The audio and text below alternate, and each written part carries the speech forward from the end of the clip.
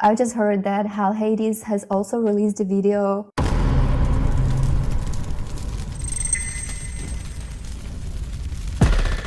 Hey guys, this is HADES. This is a Raid Shadow Legends video. Guys, really interesting interview actually that Ash has done with CIRILLA from Raid. It's popping up in your games right now, so you can absolutely go and check that out. I'll link it below as well as kind of like the original source of info, but just wanted to give my take on some of the conversation. I've just watched it through, just put some notes down around how I felt when Ash was asking certain questions, the type of response that he got. Ash does a good job of this type of thing because he doesn't really just let a question wash over without at least trying to nibble for a bit more info. So good job from Ash, I thought, on this. But I'll pull out like the big ones for me, the big hitters. It's about a 40-odd minute, 42-minute video. So by all means, go and watch it in full. But I'm going to give you the big stuff. So the things which were called out for me, which I was quite interested in. Firstly, it feels like they've kind of put the Void Tower on hold again. So it's been a bit of a meme, a bit of a joke. We all thought this was going to be what the Doom Tower is now, but no, they decided to build something new for the Doom Tower and leave this little nugget in the game. Maybe it's just like a good thing for a game to have an unbuilt area. Maybe a new player looks at it as like, cool, there's more stuff coming. I don't know, because it seems to me like they throw in these new sections and then they just sit there for a long old time rather than building it as it's ready to go. Anyway, this is a nothing tower still for a while longer. We saw that kind of big eight armed monster, a way to enhance your champions. CIRILLA does say that's still the plan. It's still going to be this kind of way to enhance champions. And it was always meant to be different from the Dupe system, apparently. So that's quite interesting. I mean, it's still going to come. What it's going to be, we still have got no idea. It's literally no clue at all what this is going to be yet. And it sounds like the development of it is just literally put on hold. It's kind of fair because, when we get into the rest of the video, there's two other things which are kind of pulling together all their time right now. First one is the next one they talked about, which is the Dupe system. She didn't really bring any new info to the interview, in fairness, but she did say it's due next month. So, as we thought, the Guardian Ring, which is going to replace the Sparring Pit, it's kind of as we've already been told now, coming next month. It's either something which you're going to be looking forward to or not, because it depends how long you played the game, really, as to how many dupes you're going to have which are relevant. Ash did check in about the life tokens. She wasn't able to give any kind of real clarification around number of tokens. And she also kind of said, the champions in there are pretty fixed. She said that they will adapt over time like other things in the game. But if I look at things in the game that adapt over time, like Drex, he has taken a long old time to adapt. And it seems like as well, things like the clan shop, Yannicka stuff, all of those things, it's just something that which takes Galarium, takes Raid a very long time to change. Things like the login bonuses, it's always been something that they've just been a bit slow at doing. And I feel like the life tokens are just going to be fixed for a good while, probably for 12 months. So just kind of have that in your head. It's not likely to be a quick change. But still, I like the idea. I like the Dupe system in general. I feel like they've got a pretty good system coming. So that's coming in December patch, according to CIRILLA. Next thing they talked about are the power of fusion and fragments and the speed of them.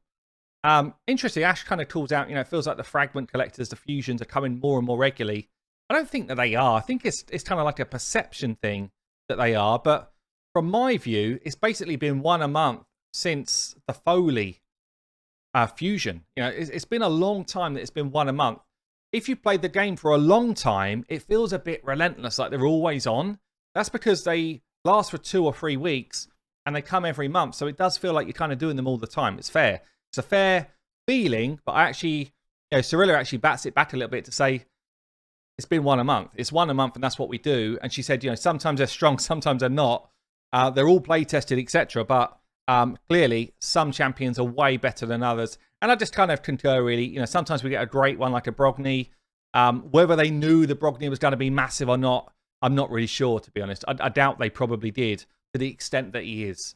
But still, it was quite an interesting kind of back and forth between them, but no real new news. There was no real news out of it. The next thing they talked about is the tavern improvements. Actually, I get completely called out here. Let me show you this. He takes his long pause. Sorry. Yeah, I'm just receiving important info. I just heard that HAL Hades has also released a video where he talks about improvements in the tavern being super items, which they are not.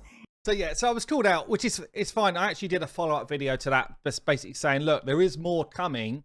And she actually goes on to say there's 3 improvements that she knows of. One of which is going to be that when you need to upgrade level, it will make the level 60s just disappear. When you're going to upgrade, when you're going to ascend someone, it will make the people that are already ascended disappear. So those 2 things are cool. She also talks about, and this is just like straight up things which I said in my video that should have come at the same point as these mega barrels and stuff, that when you're looking to level someone up, you'll be able to kind of pull across how many brews you want to put into someone instead of clicking manually each one at a time. So that's exactly what we're asking for. They're the quality of life things that we want to see in the tavern. It's really cool. The one negative for me is she's calling that out as Spring 22. You know, it's almost like the guy that was working on these 2 things, the super barrel and the feast, it's like, why wasn't that guy working on these things? Why? Yeah. And I know the answer is it's probably a financial thing, or maybe it's just speed of putting these things into the game. But, you know, it doesn't feel like they should be separate. It feels like they should have been the same update, honestly. That's what it feels like to me. Anyway, I'm being called out. Hold my hands up. I'm sorry. Sorry, CIRILLA. Very sorry. Okay, so the next one that comes up is Super Raids. And Super Raids, you know, I've said it a number of times when they tweet out Super Raid come in or whatever. Like, and Ash stresses this a lot, by the way, in the interview, which I'm really pleased that he did. Like, time spent in the game is a real problem. I think it's a real issue. I think it's probably one of the biggest reasons people leave the game. Okay, and I know for Raid or for Plarium, it's a massive KPI. You know, in the App Store, on the Play Store, when investors are looking at Raid as a potential investment opportunity, playtime and engagement time is massive, because the longer you play the game, more chance you've got to spend, the better the return on investment for an investor. So I get it, but I'm sure there must be a correlation between, you know, the playtime going up and retention of player going down. I'm sure that there has to be. If there isn't, then the world's gone insane. Anyway, so she basically calls out that there are more time-saving things coming, and it's actually in the form of super raids again. And she's calling out super raids to come for Faction Wars and for Doom Tower in next year. So for me, that's like a big yes, good, close. I mean, we've spoken about it before. Pretty much, I think if you've beaten something on the day in somewhere where you can use keys like Faction Wars or Doom Tower, then I feel like you should just be able to auto it for the rest of that day. Beat it for the first time that day, and then you should be able to auto for the rest of the day without watching it all play through. That's what I think would be the better option. She's talking about a super raid function, like a 2-for-1 scenario again. And Ash, actually, I'm so pleased he did this. It was going through my brain as I was watching the interview. I was like, please, Ash, like, push her on this one. And Ash says, yeah, but is it going to be on permanently or just on intermittently? And she doesn't know the answer, which to me says it probably is going to be on intermittently at the start, because that's what they do with super raids right now. And honestly, you know, if anyone cares, if anyone's watching from Plarium or whatever, you just need to turn these things on. You just got to turn them on, because the more stuff you add to the game, the longer our playtime becomes. And, you know, you're talking about more features again in this video, which we'll get onto in a minute. And it's an issue. It's an issue. You know, it's actually affecting people's real life to be able to play this game properly. So anyway, it's better. It's not the solution probably that we're after. They quickly talked about for a couple of seconds, 2022, they're really looking at PvP as a focus. I guess once the Hydra Boss is out, PvP is then what they're going to switch their attention to, but they've got no info about that at all. We're then going to the Hydra Boss, and pretty cool, actually. So it's going to be a brand new clan boss. The old clan boss will stay, as far as we're aware. It's going to be a brand new clan boss with multiple heads, and each head has got its own abilities. So they look at one head in the video, the head of Torment, and basically it's like a head that's going to throw true fears on you. It will be pretty much immune to poisons. It actually takes less damage from AoE abilities, which is quite interesting. And then when you slay a head, it cleans off the debuffs that it's laying on you and replaces it with a friendly buff. That's kind of the feel of it. I'd say go and watch Ash's video and you could kind of see the first head's full detail, which is quite cool, actually. I'm not going to steal his thunder on that.